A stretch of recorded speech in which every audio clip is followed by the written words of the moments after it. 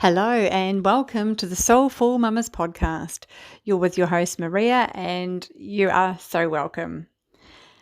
How are you doing? How has this entry into 2024 been for you? How's it treating you? Is it feeling smooth and seamless or a little bit bumpy? I think all of those things are people are experiencing in all different ways, but we are coming up to the new moon on, depending where you are, Thursday, Friday.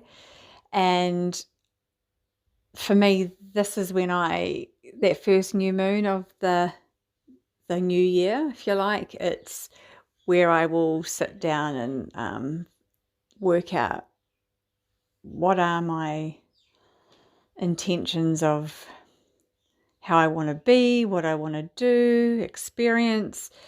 And it's often a way for, as a family, we, as always, when we do these sorts of things, have a fire and we sit down and just in conversation, just chat about what do we want this year to look like? What do we want to bring into this year? And the kids have their little visions and what they want to do or say, and so do we. And as a family, we think of what we want to do together. So it just keeps that connection of we, rather than us individually. I'm doing this and I'm doing that. There is an element of that, of course, but there's also the we. That collective starts with the family, your little immediate family, and then it expands out. That we becomes maybe we as an extended family, community, neighborhood, workplace, school, whatever it is. But we start small with us, and then it kind of ripples out from there. So yeah, maybe it's an opportunity to think about what you want to bring, what you want to bring to manifest into this year. We've had, that solstice period, and we've had the New Year period where there's been a big collective of people setting intentions and their resolutions, and there's an energy of newness and change, and very much so with this new moon coming up in a day or two. So yeah, it's a good opportunity to start that, write that down, or speak that out loud, or just do and be that, and let that be your compass as the year progresses and unfolds. You steer that compass, you steer your ship, if you like, in the direction that you want to go, where you want your life to go. Right, so anyway, I could talk about this. This needs to be its own little wee episode, but this is not about that today, because today I have a really, she's lovely. And I'm going to say this for every episode probably, but I'm so lucky to have met and spoken to such wonderful women. But today I bring to you Shauna B. Shauna is over in Seattle in the United States. So she's experiencing, her and her family experiencing winter right now. And she has 3 children. She's a single mum. She's experienced and been through a lot. Loss, divorce, navigating the last few years as a healthcare worker, setting up her own business. She's a life coach, and her passion is supporting mums, and her superpower is helping mums, women particularly, to find their own superpower. And she's so energetic, and she's got so much this beautiful, inspiring, motivating energy about her that you'll just want to keep listening. So without further ado, I bring to you the wonderful Shauna B. Shauna, welcome. Welcome to the Soulful Mamas podcast. It's so good to Hi. have you here. I'm excited. Yay, yay. No, I'm really grateful that you've made the time. I'd love it if you just share a little bit about where you're from and or where you are now and your entry into motherhood. A little bit about your kids, that kind of thing. Okay. Well, I am in the Pacific Northwest in the United States, so I'm in Seattle, Washington. It is foggy right now, and kind of cold, which is probably opposite of what you are having. Uh-huh. Um, I am a single mama of three. I work in the home and I also work out of the home, so I have two jobs. I have a 17-year-old boy, a 9-year-old boy, and a 7-year-old girl. My journey into momhood is interesting. I feel like I did it started twice because of the age difference from my firstborn to my second. Um, I started my motherhood journey as a single mom. So I was together with my children's father for about 4 years, and then we decided to split apart because he wasn't ready. Like, I was like, had the job, I wanted, the house and the kids and the getting married and the moving on, next level, I'm ready for the next level. And he was like, yeah, I'm not so sure about that. So we had a chat and talked about it, and we both agreed like it was probably better for us to split apart to see, he needs to go out and figure out what he wants, and not force it. And so we split apart, not knowing that I was pregnant with our firstborn child. So after a few weeks, we found out that we were pregnant, and I went to him, and we decided, like, which is probably not the norm, at least for back then, just because we're going to have a baby doesn't mean we need to get together and try to have this family, and forcing something. And so we talked about it, and we agreed that we were both going to be parents to this kiddo, and that we didn't necessarily need to be together to do that, that we could do that separately. And so I had my pregnancy by myself, and I had him with his dad. So, of course, it was his child. And we had spent 4 years together prior to that. So he was with me when Torrin was born, and also with me after, because my child was huge. He was almost 10 pounds, and I had to have him C-section because he was a big turkey. And I was not allowed to lift him. I was not allowed to carry him for quite a while because I had to heal from my C-section, and you can't lift over 10 pounds. And so I had to have somebody with me all the time to bring him to me and to, pick him up and things of that nature. So I had his dad stayed with me for probably the first, I would say, like 3-4 months, and helped me out without a ton because I couldn't do it alone.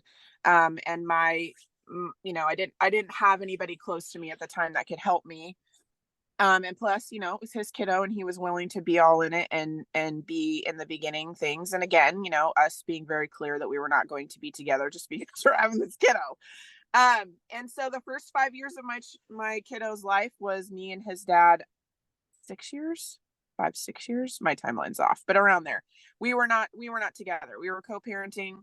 Um, we were not together, and some unfortunate events happened in my life, like one after another, and he really needed to help me out, to, I want to say, function, really. Like, I lost 3 people very close to me in a very short period of time.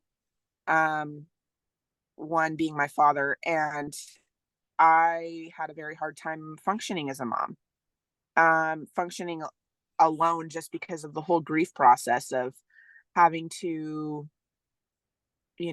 grieve, but oh, I have to feed my kid, and I have to clean my house, and I have to go to work is very hard when it's like an unexpected traumatic. I mean, death is hard anyways. I feel like there's just an extra level when it's traumatic and it's unexpected, and making decisions you don't want to make. And then you're supposed to like wake up every morning and let's have breakfast and let's change our clothes and let's get ready for the Mhm. day, when you don't even want to do that. You don't even want to get out of your jams, you just want to do nothing and be sad for a little bit, you know? And Yeah. his dad came around a lot and like helped me with like taking him to the park and getting me out of the house and like getting us out of the house and doing stuff, to have another aspect basically brought in some little light, I guess you could say, because it was such a dark time for me. Um, and because of my kid, I do believe that he helped me pull out of that trench. Because he was here, I knew I had to be a mom. I knew that I needed to do the things, that I didn't want to do, like grumbly. Okay, fine, I'm gonna make your lunch, rah, rah, rah, things like that. But just like grumbly doing things at the same time he was saving me, not realizing he was doing that.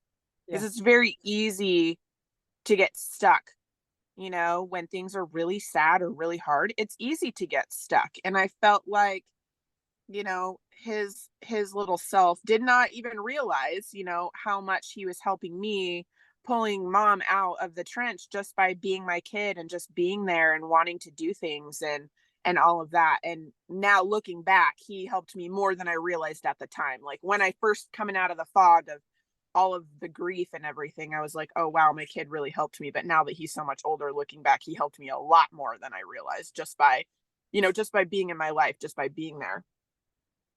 And then um through all of that and through all of the helping and stuff, me and his dad um started hanging out a lot. And then all of a sudden, are we dating again, what's happening here? And we end up getting back together and getting married and having two more kiddos. And I remember with my second son, I was really nervous, like really nervous, because for a long time it was just me and my oldest. And now at this point it's like 8-9 years, right, of him being the only kiddo. And I didn't know any different. Like I just knew that my kid had a lot of energy and he's my firstborn, and like this is just the way that it is. I mean, yeah, there's books and stuff on like what to expect while you're expecting and then through the toddler years and like all that stuff. But I feel like that's just kind of like baseline knowledge, and then you have to go off of it yourself and figure out like what the heck, because your kid is like totally their own, like Yeah. own thing, their own Absolutely. everything. Yeah. And you can read the book and be like, yeah, but my kid's not really like that, he's kind of like this. And then you have to kind of go with the flow, go with how things work with him. And I didn't realize um in the beginning, like I didn't realize, because he has ADHD, where his impulsivity is like ridiculous. Like it's off the charts. Like he'll usually do something and then be like, oh, and then realize like afterwards when he does things. But when he was my firstborn and like going into the school setting and stuff, I thought it was like the norm. And then I started seeing things and I'm like, oh wait, he's like got a lot of energy, like a lot. Like he can't sit still, he can't focus. And I'm like, these other kiddos can sit down. He is totally incapable of that. So I had to do a lot of like figuring out what his strengths and weaknesses were in the school setting, at home, to try to like help him succeed, because he was falling behind because he didn't fit in the what I call the box of like public school system. Mhm. And so I had to go do a lot of I don't know, I guess trial and error with my kid, but like really asking him and like, how do you like this? And how do you like that? Like even the chair. Like, how about if you don't sit in a normal chair? How about if you sit on a stool where you got to like balance and concentrate? Because him doing that was like helping him focus in school or whatnot, like trying little things out like that, fidgets, things like that. And so there was a lot of trial and error of things of getting him to focus and getting him to succeed in school and whatnot. And so I was very busy. And so when I found out I was having my second one, I'm like, holy moly, am I starting over here? Like this, am I ready? Like, do I have a choice? Like, am I ready as I'm making my second child? He's like I'm like 4 months pregnant. I'm like, oh man, he's going to be 9 years old when he's born. That's such an age gap. Are they going to be like all this crazy mind Mhm. questioning of not necessarily if I could do it, but just like I knew, like, the early trenches when they're babes and like how much they need of you and how dependent they are, and how I'm already 9 years past that and I'm starting over. And I'm like, holy moly. So I'm like, okay, well, this is happening. Adjusted my adjusted my mindset and went on from there. And when he was born, it was really cute to see like the older one being the big brother and how caring and like open he was. And because of the age difference, like the actual sibling rivalry, if you will, or the fighting and that didn't really start until later on. Like, so when he was little, it was more like the caring big brother and always like being around for him. So it was kind of cool to see that in both of them. And then I think because of how big the age gap was, that it was like having another firstborn, because the traits and the things that they usually present weren't, like you read in the book, right? Like, this is your second born, so this is what you should expect. It was like, nope. And so then I'm like, okay, forget the books on this one. I'm like doing it again. So it's like kind of like figuring out some things as I go, with the second one also. But it was again like having another firstborn, I think, just because of the age gap. And then I think it was around my second born was about a year old, and I started feeling really weird and funny. And I was like, man, I'm kind of feeling like I'm pregnant again, but I don't, like, that wasn't in the cards yet. Like, that wasn't what we were planning. We were, doing what we needed to do to not have that happen yet. And I was feeling really weird, and I'm like, oh, maybe it's just because after, the whole like year after you have your kiddo, your body changes so freaking much. You don't even know what's happening. You don't, some days you feel really weird, and then some days you don't. Some days you're super tired, some days you're not. It's just you're all over the place for like the first year. And I remember thinking, oh, well, maybe I'm just at that, like, maybe I'm at another stage where I'm like, my body's shifting and I'm changing because now it's been a year. So maybe I've healed a little bit more and it's like readjusting. I wasn't really paying attention for a couple weeks. And then I was like, no, I think I need to take a test because this is just too familiar. And I took a test and I was pregnant with my third child. And then I went to the doctor to figure out how far along I was. And the doctor was like, okay, so you're 12 weeks pregnant. Excuse me, what? I'm what? And she's like, yep, 12 weeks. And I'm like, I'm done with my first trimester. You are kidding me right now. And she's like, no. And I'm like, wow, this is going to be like the fastest pregnancy ever. So I have a set of what they call Irish twins because they're so close together in age. Mm. And because of their birthdays, it seemed like one of them's in December and one of them's August. So they're like very close for a while and then, separate. But so then I had my other two like boom, boom right after each other. So it's kind of cool to see also that connection with them growing up, um, through their like childhood, because that to me seems like more like normal sibling rivalry and things because they're so close in age, Mm-hmm. right? But still, yet they have the big brother that comes in, he'll spend time with them and stuff, and then he goes off and does his own thing because he's so much older. And sometimes they'll still fight, I think, just because the young ones want to be with the big brother all the time, and the big brother's like, I need my space, and they're like, what space? You don't have personal space. That doesn't exist. And trying to like teach them to honor that he's older, so he has different plans and different things he's doing. You have to, like leave him alone to do his homework and things. It's not like one worksheet like you got. So it's just interesting to see the dynamic. I think that one of the hardest things for me too was after every kiddo, like with my first one it was different, but with the second one it was like a whole readjustment period of like it's weird because it's kind of with everything. It's like with money, with learning this new kiddo and what this kiddo's routine is because it's different from the first kid. Like readjusting the finances, readjusting the groceries. Like there's so much movement and readjusting with everything that I feel like in the first like 6 months for me was really hard. Like it was like in the trenches, really hard, like really trying to readjust and like get my bearings and get my footing to even know like what to do, and just like totally in this like fog, meanwhile recovering and my body's changing and like all of that. But it was really hard, and I had to do a lot of I guess like alone time of like thinking and relaxing and like calming down and not getting overwhelmed, because it was very easy to get overwhelmed, especially when your hormones are all over the friggin' place. Um, and so I did a lot of that while my kiddos were babes, because I wanted to be able to, parent them. And it worked with my first one, so like moving to my second one, I'm like, okay, I'm going to need 10 minutes, and even if it was like at their nap time or whatever, I would make sure that it was in the day so I could like calm down and not get super overwhelmed, but also give my self permission. Like, I don't have to have the dishes done every single day while I'm doing all of this. It's a lot of change, like it's okay for the dishes to sit there for 2 days or 3 or whatever. It's not the end of the world, and I found that it was hard for me at first to do that, but then like taking this time to like tell myself it's okay, give myself permission for that, to calm down and be like, okay, what do I need to concentrate on today, like really breaking it down to like today, right now, versus freaking out about a month from now, or am I messing them up, or is this the right choice, or whatever, like getting all that out of my head and like really focusing on like right now.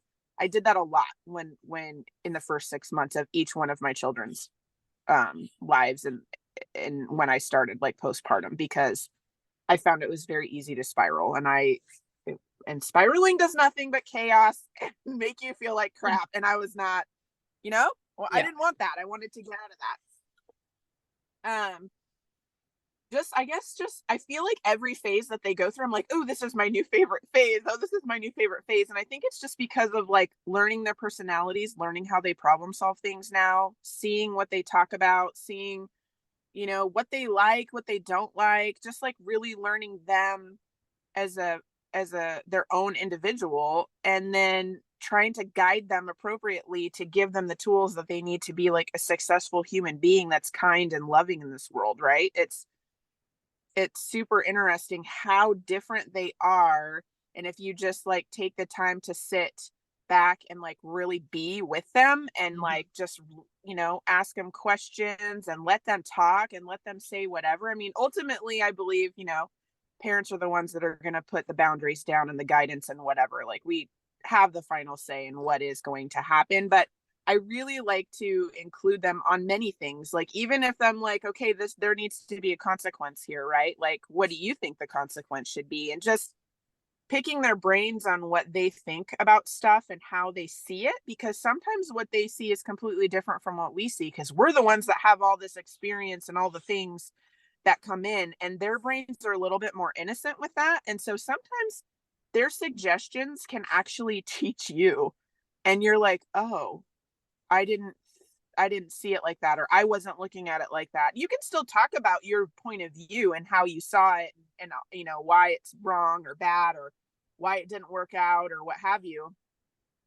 But I feel like sometimes their point of view with things is like, oh yeah, that makes a lot of sense, and I see that, and they can even tell you like, yes, it was wrong, and this is what I think. And usually their punishments are like way worse than what you were going to do. So it's really interesting, because they like really want to put themselves for the gauntlet, and I'm just like, okay, we can back that up a little bit, but it kind of gives you a range, right? So if they set the bar like really bad, you could be like, okay, let's bring it back a little bit, and this is what the consequence will be. But then, because they kind of had buy-in and input, I have found with my kiddos that they're going to learn it more and understand the consequence and why more, which is more important to me, you know, for them to really understand so they can change it. If they don't understand the why, they can't change it, right? And Absolutely. so there's a lot of conversations that happen with my house, like Yeah. for anything. Plans, what do you want to do? Like, what do you want to do? What's important to you during Christmas time, right? What is it?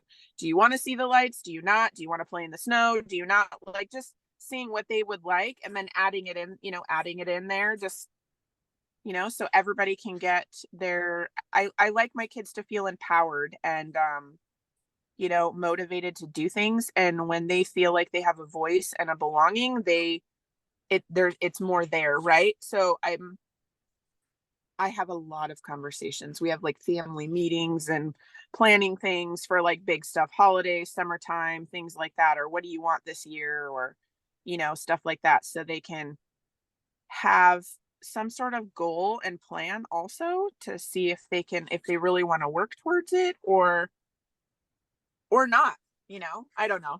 Yeah, I That's love just yeah, yeah, all of that. I love all of that. I think it's really important to empower our children because their voices, they do have a voice and they need to be heard as well. And often they get shut down and, you know, you can have a voice when you're 18 or whatever it is, but it's that collaboration.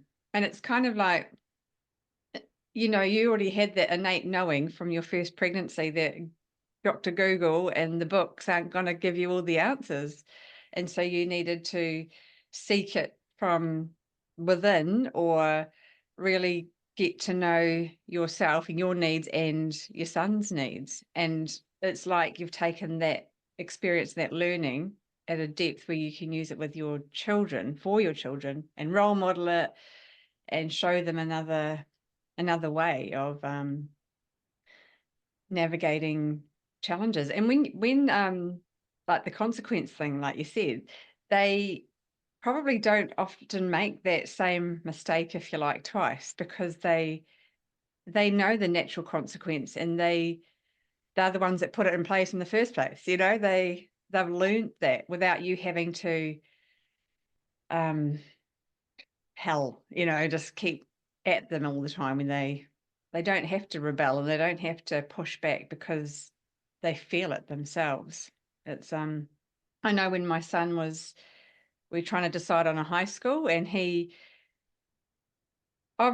ultimately it's my husband and I will have the last say, I guess, but we did want him part of that process. He's 13 and he had his ideas and it was important that his voice was heard and his reasonings of why this or why that.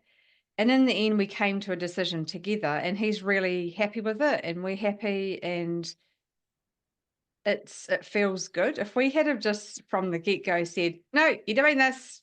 No, don't want to hear about it," I know we'd be having a real hard time right now. He'd be really pushing back, and he would not be a happy camper. So, yeah, I love that whole collaboration, but and knowing we still hold the boundary, we hold that for them or a loving limit, whatever we want to call it. But it's just, um, they're our little people. They're part of our lives forever. Like we don't want to have what relationship do we want with them? So yeah, I love all of that. What you're saying, the empowerment part, so good. well, So, I think what really shifted that for me was there was a couple of really big situations that happened in my life that really made me, because I wasn't always that way. I was kind of like, because I said, because I said, because I said. And then with my son, it's interesting that you brought up your son in school because he was really struggling to like fit into this, box of school that was not working for him. And I had to go to meetings and meet with teachers and try to do all this stuff. And we have this thing called an IEP in the States that's kind of like for kiddos that don't basically learn the normal way. And they have to have tools in place that can help them be successful, with special tools in place. And so I had to go to a lot of meetings every year to keep that alive and to like add or subtract things that would work mhm, best for him depending on his age and whatnot. And when he was in middle school, public school wasn't working. Like it just wasn't working for him. It was a disaster.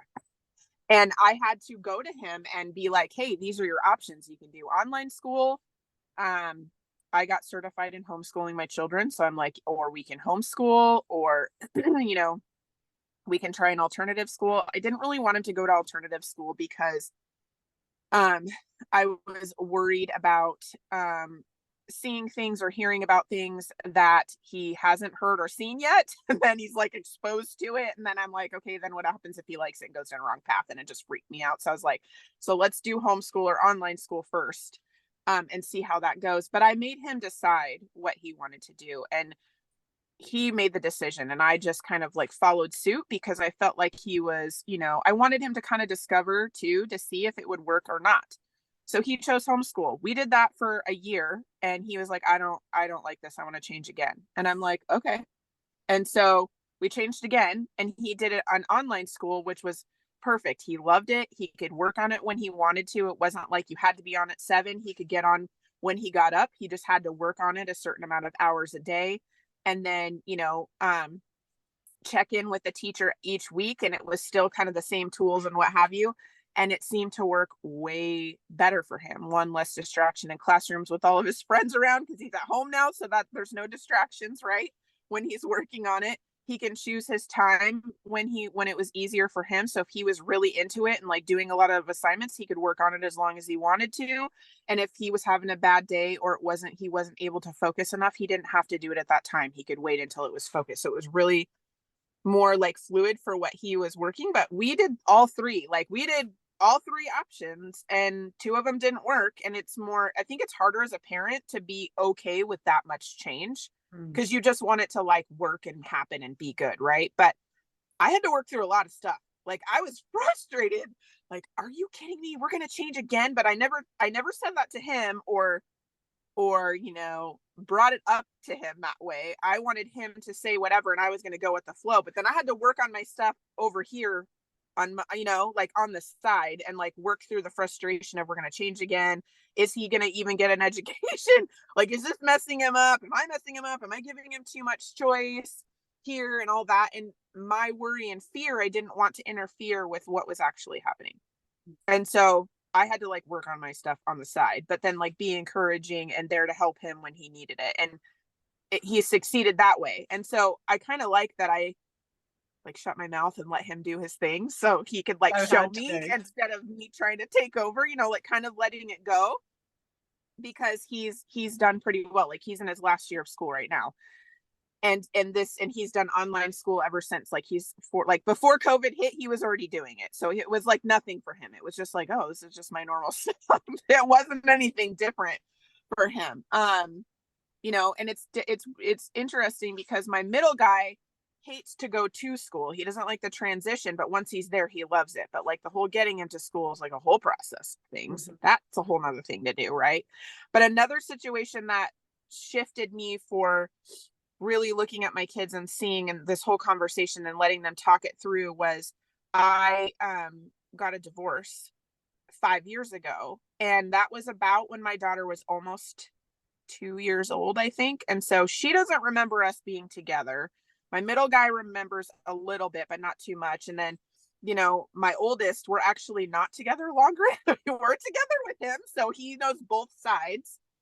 But like doing everything as a single mom, you're like the mom and the dad. Not like I'm taking his role from him, but when you are around your kids like 80% plus of the time, and they're with you a lot, and you're, doing doctors and dentists and after school activities and taking them to school and homework and I mean, the list goes on, right? When you're Mhm. doing all of those things, it's a lot and it can be overwhelming. And it can be like, I have this joke with my family where I'll say South America. And it's like legit where I'm like, I am done. Like, I'm so done. I can't even have a conversation about it because I want to drive to South America and just never come back. And my mom and my brother take care of my children. And it's just because I'll get like too overwhelmed with everything that I have to do. And so it's kind of like code for my family that I need time to myself because I'm losing it over here because there's a lot that entails in this. And so it's like funny, not funny. Whenever I say it, they're like, okay, she's done. She needs to take a break or whatever. But I'm grateful that I have those people in my life to ask to do that because of everything that's happening. But when I did that, I noticed a lot of change in my children in school, in behavior, in, even like my little one at the time, like going to bed was like a whole thing. Like it changed into challenges because I think that they had feelings about it as well and they were too little to understand. Like my older one could talk to me about it, but the little ones couldn't. They can't tell you. I mean, they can tell you kind of, I guess, like they could tell me how it felt or what was going on, but not really fully understanding why their bodies were feeling like that, right? And so I had to do a lot of talking, which is where it started. I had to do a lot of talking and get their feelings and really try to understand from their age language on what was going on and then decode it for myself so that I could kind of help them through it or ask them what they need because they can't like really she couldn't really verbalize what she needed. Sometimes I would just run through options and she'd be like, yes, I want a hug or something like that. But that's where all this talking started because there was a lot like with each kid they had their own thing. Yeah. So I had to work through that and do that. And the only way that I could do that was fully understand the situation from their perspective, and then know from me, what I was seeing, but then like kind of gathering all the information, figuring out what the next thing could do or how I could help them, but just even being open to asking them, well, how can I help you? Because just because I'm their mom doesn't mean that I know what they need. That doesn't mean anything. And I think that's another thing that was hard for me is, but I'm their mom. I know my kids. I know all the things. Yeah, well, yeah. I mean, good chunk of things, yes, right? But don't really know. You don't really know what they're thinking or what they need at that moment. And you can't tell them what they need. That's like telling them how to feel. That's like telling them what to think. That's like telling them, you know what I mean? Yeah.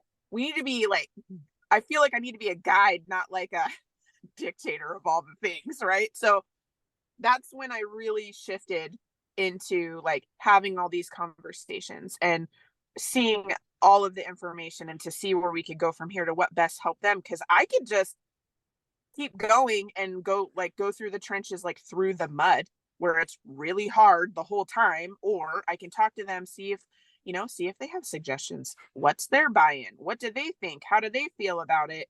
And then move with it. And sometimes I'll just let them pick and I'll go with it. And if it doesn't work, then we go with my way. Mm. Let's try this. And then if that works, great. And if it doesn't, okay, what's another one?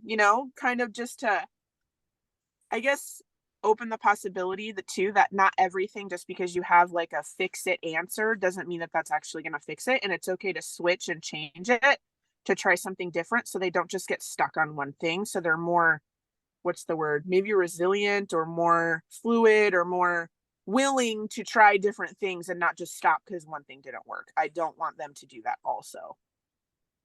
So Yeah, that's sometimes it's yeah. at the detriment of me and my patients, where I'm just like, oh my gosh, I'm so done with this. Can we be done with this? But that's me. That's my problem. So I have to like, again, work on my stuff on the side and let them, work through it and be patient to do it, because that's showing them and teaching them to work through it now. Cause you don't want to, I don't know.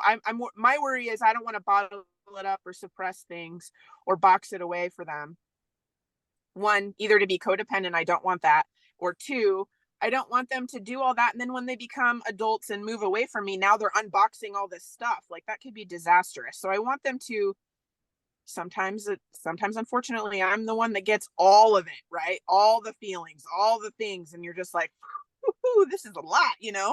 But I'm teaching them now, so when they leave, all that doesn't come out. All that crazy tornado business doesn't come out, and it's not going to be detrimental to them as an adult. I want them to be now and do it now, so they're not like crazy pants over here as an adult. I want, let the crazy out now. Let's work through this now when you're little.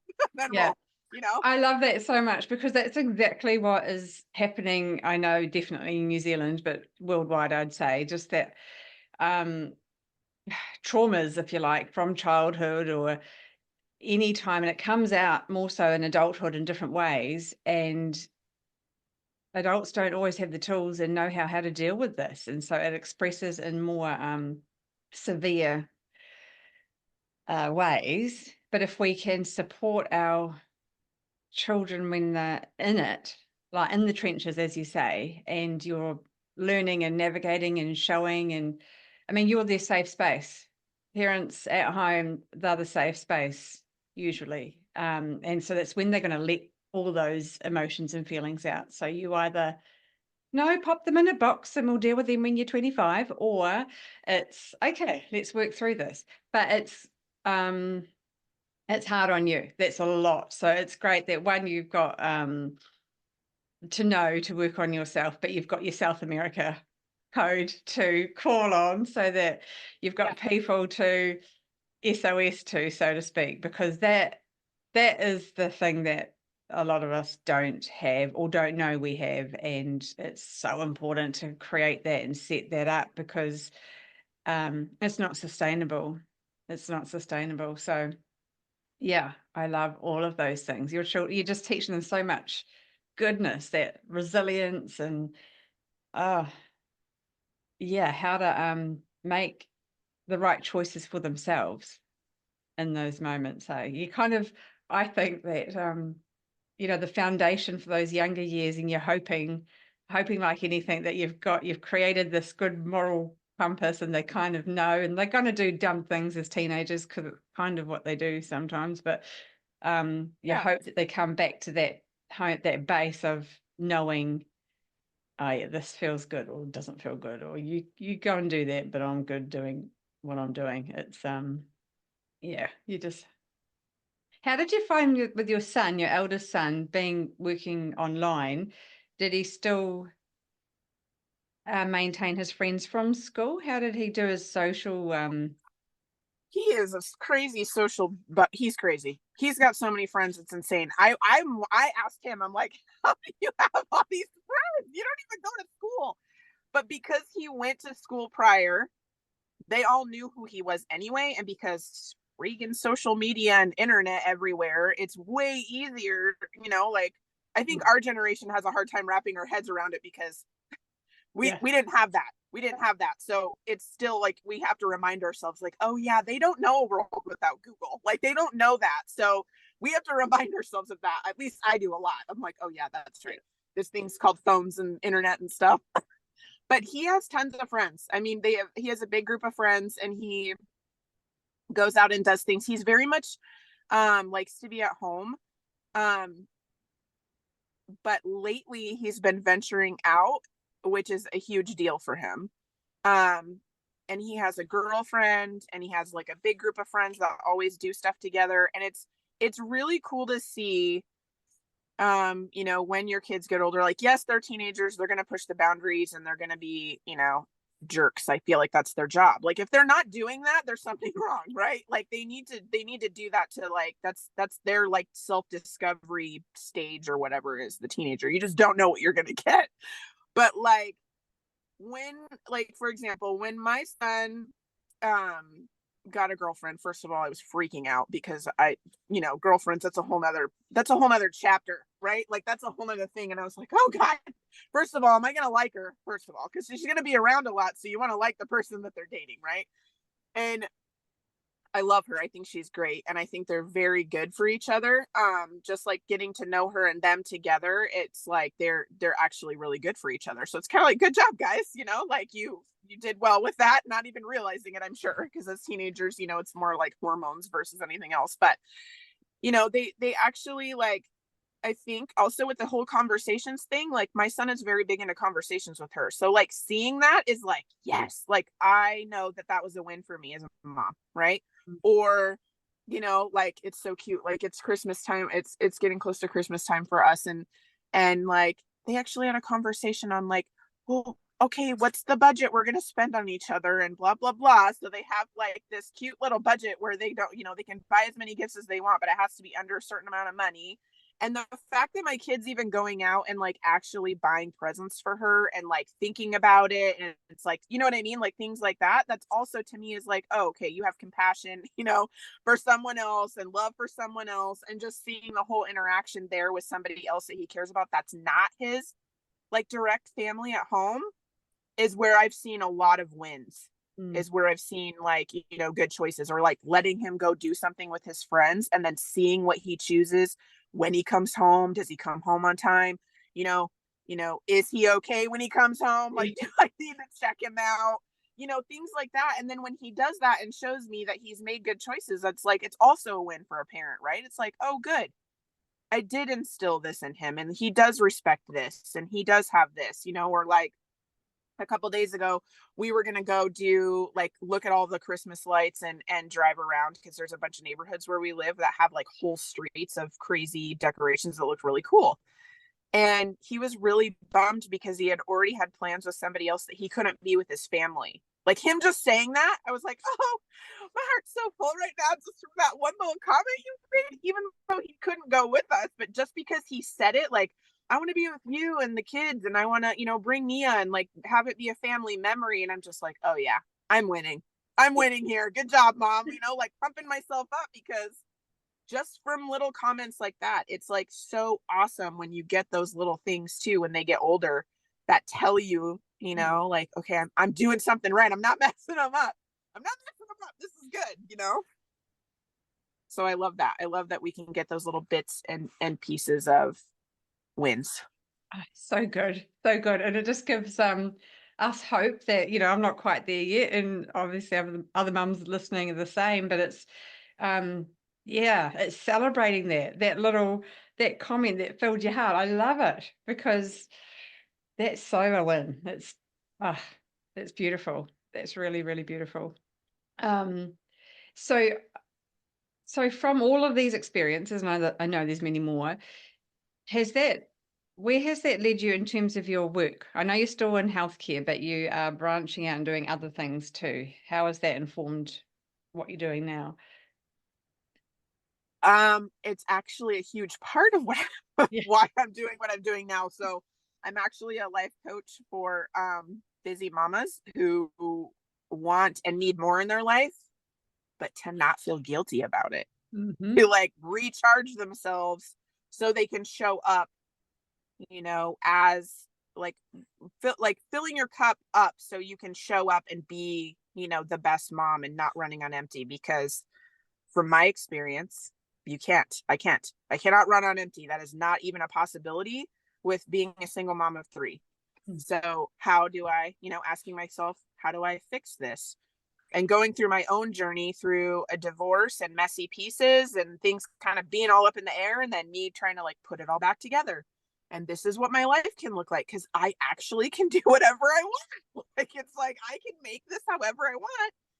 And then like bring my kiddos with me and teaching them that in the process. Like I think it's super important to lead by example because they're gonna see what you're doing first and then hear you second. So if I'm doing the things, they're going to follow, right? So with all of that, through my divorce, through my self-discovery, through all of the things that I've done, I found like a lot of moms, like just being in groups and like talking to a lot of moms or busy moms are always, I don't have time for that right now. I don't have the money for that. I can't do that. I got to do this for, my kiddo first. And they're always putting themselves on the back burner, self-sacrificing themselves with, I mean, good intention, right? You want to keep, you know, providing for your kiddos and being there. At the same time, it's to your detriment. Like it's actually harming you by not filling yourself up. And I started hearing this, and I started hearing like my friends and people around me like really going through these hard times. And I wanted to shift away from medicine anyways. Weird, after the pandemic. And I needed something that was going to light my fire, and I really love to help people. I mean, that's why I went into the medical field. I wanted to be able to help people. I wanted to help their lives get better. It's always been something that has been that something that I love to do. And so I really had to like, I was really asking myself questions on what and how and all this. And I'm like, well, why can't I coach people to do exactly what I did? Like the exact same thing that I did, like through my divorce and with my kids and just with life, and how I do this for myself so they can have more, because we should not be trudging through the mud here. Like we need to be like living. We're only here for like, if you really think about it, we're here for a blip. Yeah. We are here for a blip. We need to live that blip up. Like that needs to be a shiny, bright, heck yeah, life, and not like, oh God, I just need to get to the next day. Like, no, thank you. I'm not doing that. Right. So, and I got really excited about it. And I'm like, holy crap. Like if I can motivate or encourage other women to do this, or just be there, like just be an accountability partner, or just be somebody that can like, how do I do this? And so I went and got certified as a life coach, and I opened up my own business, and I have a whole thing, like a whole program. I have just even an accountability partner, like whatever is going to get somebody to be motivated, encouraged, and do the thing to like live for them and be a good mom. It's not either or, it's both, right? You are your own person and individual with your own dreams and wants and needs, and it's perfectly okay for you to do that and be a mom. You know what I mean? It's like don't just go sliding into the mom role and forget that you're your own person. Like that's not okay either. That's not going to fill you up either. Like yes, your kids fill you up, but you also need your own things to like really help you shine, if you will. Yeah. And so I just get all excited about it. I could go on and on and on, but I get excited about it because I think it's super important. And if we live like that and we show, you know, like I said, a guide to our children, we're basically passing a baton to them, so then they know how to do it, and then it starts that whole ripple effect of, like, you know, leading by example for other people to pick up on. And I think that that would be so freaking amazing, especially with everything this whole world has gone through in the last 5 years. Like, we need a bunch more happiness and living for ourselves and joy and, you know, getting what we really want in life. Yeah, amen to that. That's so, so needed, so important. And it's so amazing that there are way showers like you out there that are like holding that beacon, that light, like, come this way, do this. Yeah, Yeah. it's so, so important. And Shauna, I know you've got a podcast which is amazing, and beautiful Instagram. So I will put all your details in the show notes so people can find you, because your message and your energy is so, it's so beautiful. So Well, thank oh, you. thank you for being that light. Um and I just want to know, because I know you do this anyway, it's part of your ethos really, but what do you do to make sure your soul is full? What's the thing or things that you love to do? Oh, there's a lot. It's funny because if you were to ask me this like 5 years ago, I'm like, I don't know, get quiet time for 10 minutes. You know what I mean? And then I've really built on that list. Like, I can roll it out, just like roll out the list, because I like to do different things. You know, I like to pick, depending on the season, of course, depending on, you know, time of year, and, you know, ooh, what can I do? Like, you know, if it's cold out, what can I do? Or if it's warm out, what can I do? You know, it's going to be different things. But I really like to be outdoors. There's a lot of hiking and things around here. There's a lot of outdoorsy things around here. And I like to just go be where I call it less people-y. So I go where there's like no people, there's no internet, there's no connection. It almost forces you to really connect here, be in your body, and, you know, have your senses around you, which grounds you like deep. Like, it's not just a little bit, it's like in there, right? So I also, on those, I call them adventures, I will sometimes push myself and do really hard adventures, because I believe that when you go out and test yourself, when you don't have, like, there's less people, no one's coming, like, no one's coming, like, yes, somebody will save you, but no one's coming to save you, right?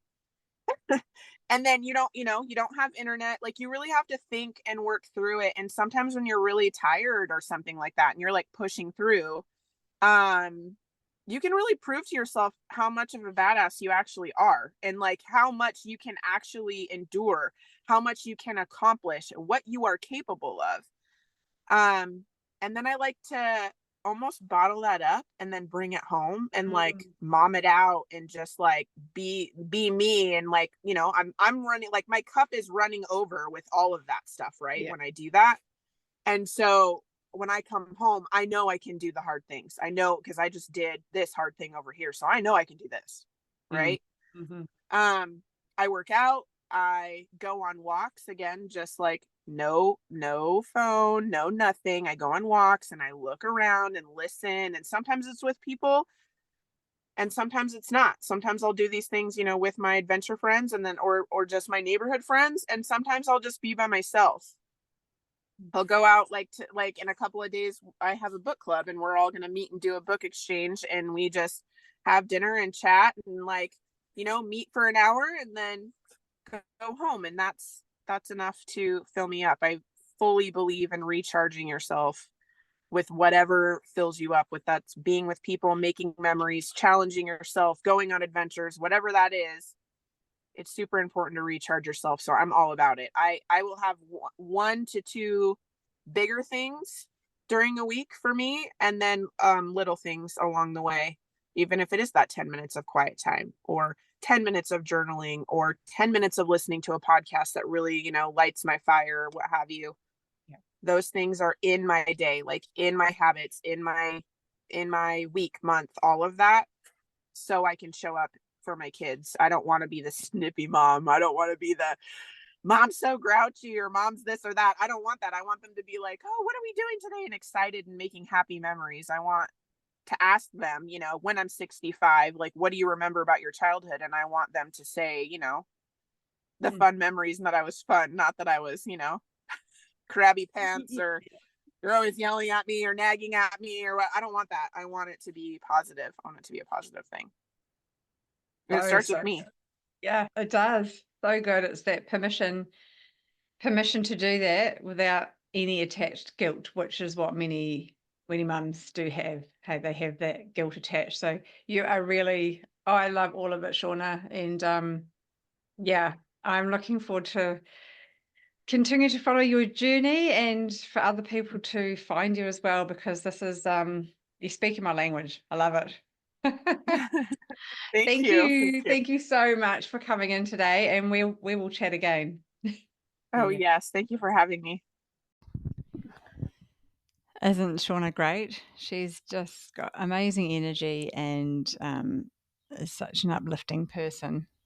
Make sure you follow her and learn more about the work that she offers and what she brings to the world. I'll add all her links to the show notes because, yeah, she's really an incredible person.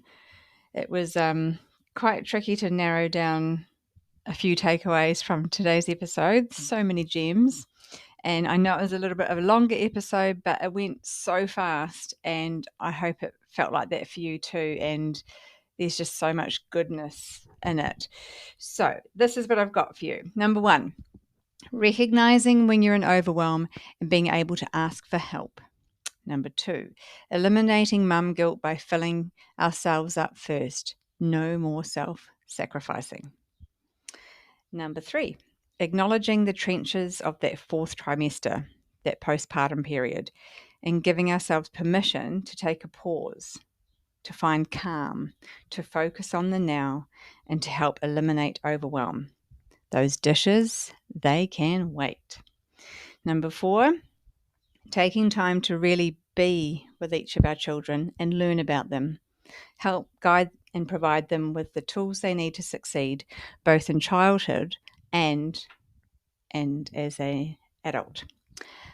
And number five, advocating for and helping our children succeed when they don't fit into the mainstream box or their current classroom or school box, and being okay with having those big conversations and making changes accordingly.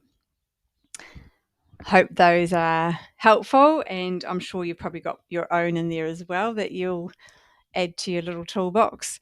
Thank you so much for listening, and I really appreciate you taking that time out of your day. I don't take it for granted, and yeah, if you haven't already, please do subscribe or follow along. Now on Apple as well as Spotify and iHeartRadio and I think Google Play, all of those. So yeah, follow along, leave a rating, review if you feel so inclined, and above all, have a beautiful, soul filling day and week ahead, and I will see you again really soon. Bye.